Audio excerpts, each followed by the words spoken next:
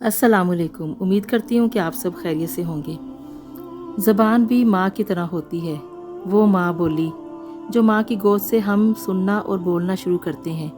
अपनी ज़बान, अपनी बोली से इंसान को इतनी ही मोहब्बत होती है जितनी अपनी माँ से और माँ से जुड़े हर रिश्ते से। अब कोई अगर आपकी ज़बान, आपकी बोली का मजाक उड़ाए या बुरा भला कहे तो आपको ऐसा ही महसूस होता है कि ये ज़बान की नहीं बल्कि मेरी तौहीन हुई है। दुनिया में कितनी ज़बानें बोली जाती हैं, हर बोली का एहतराम ज़रूरी है। हर बोली बोलने वाले के लिए मोहब्बत का दर्जा रखती है। हर बंदा अपनी ज़बान को लेकर जज्बाती है, बिल्कुल इसी तरह जिस तरह वो अपने प्यारे रिश्तों के लिए जज्बाती है। हर बोली की अपनी मिठास है। इसीलिए तो दूर परदेश में जब कहीं भी कोई आपको आपकी ज़बान को ना समझ रहा हो, यकदम कोई अपनी बोली बोलने वाला मिल जाए, आप इतना खुश होते हैं जैसे आपको ख़जाना मिल गया हो।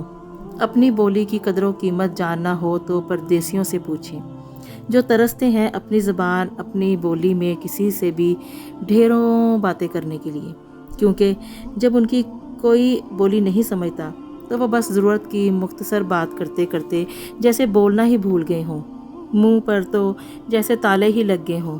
और कभी कभी तो उनको यूँ महसूस होता है जैसे हम बोलना ही भूल गए हैं। ऐसे में यकदम जब कोई अपनी बोली बोलने वाला हम ज़बान मिले तो फिर हम ख्वामख्वाही बोलते ही चले जाते हैं, बात को तवील करते ही चले जाते हैं।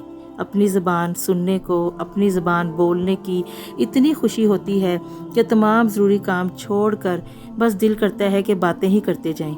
इसीलिए आपने कभी दियारे गैर में अपनी ज़बान, अपनी बोली बोलने वाला कोई भी जो बंदा मिल जाए तो खुशी की इंतहा देखें। बस ये खुशी ऐसी ही होती है कि जैसे कोई अपना प्यारा मिल गया हो, अपना कोई चाहने वाला मिल गया हो। इसीलिए तो मैं कहती हूँ कि ज़बान भी माँ की तरह होती है।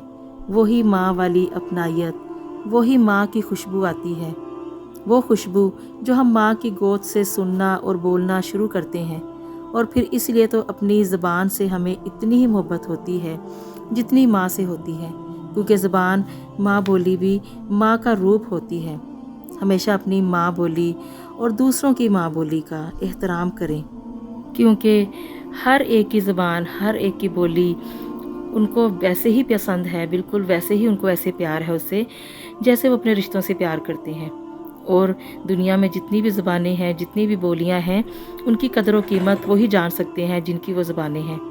तो इसीलिए हमेशा कोशिश करें कि किसी की भी ज़बान का, किसी की बोली का मजाक ना बनाएं और हमेशा एहतराम करें, इज़्ज़त दें और प्यार दें, क्योंकि हर एक की ज़बान, हर एक की बोली बहुत खूबसूरत है, बड़ी मीठी है और बहुत ही प्यारी है। आपसे इजाज़त चाहती हूँ, इंशाल्लाह आपसे फिर मुलाकात होगी। इजाज़त दीजिए। अल्लाह हाफिज़।